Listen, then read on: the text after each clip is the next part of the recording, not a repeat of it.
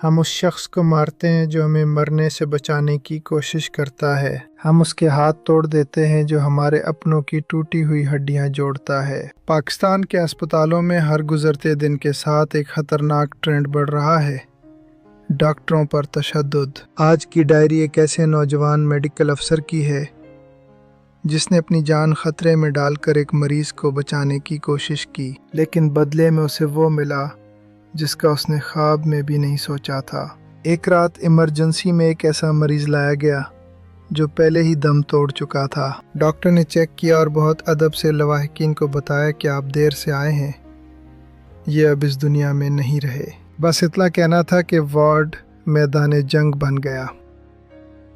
10 سے 15 مشتعل لوگ ڈاکٹر پر ٹوٹ پڑے، کمپیوٹر توڑ دیے گئے، دوائیاں بکھر گئیں اور اس ڈاکٹر کو بے دردی سے پیٹا گیا جس کا قصور صرف یہ تھا کہ وہ خدا نہیں تھا اور اس نے ایک مردہ انسان کو زندہ نہیں کیا۔ وہ ڈاکٹر بتاتا ہے کہ زخم تو بھر گئے لیکن وہ خوف نہیں نکلا۔ اب جب بھی ایمرجنسی کا دروازہ کھلتا ہے اور لوگ شور مچاتے ہوئے اندر آتے ہیں تو میرا دل ڈوبنے لگتا ہے۔ میں مریض کو دیکھنے کے بجائے یہ دیکھتا ہوں کہ ان کے ہاتھ میں کوئی لاٹھی یا ہتھیار تو نہیں۔ جب ایک محافظ خود کو غیر محفوظ محسوس کرنے لگے تو وہ اپنا کام 100% توجہ سے نہیں کر سکتا۔ یہ تشدد صرف ایک ڈاکٹر پر نہیں بلکہ ان تمام مریضوں پر ہے جن کا علاج اس خوف کی وجہ سے متاثر ہوتا ہے۔ ہمیں سمجھنا ہوگا کہ ڈاکٹر آپ کا دشمن نہیں ہے۔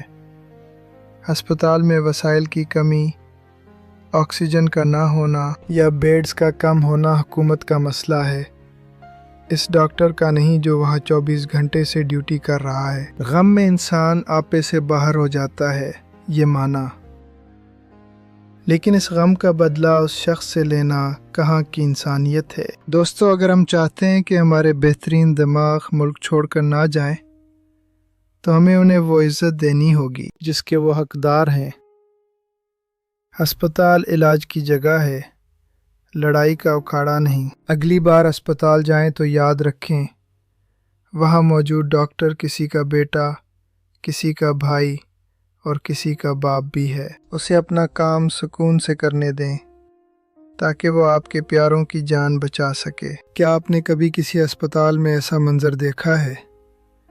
آپ کے خیال میں اس تشدد کو کیسے روکا جا سکتا ہے؟ اپنی رائے کمنٹس میں دیں۔ اگلی قسط میں ہم بات کریں گے ایک اور اہم سماجی مسئلے پر: عطائیت اور جہالت کا نقصان۔ میں ہوں ذیشان، اللہ حافظ۔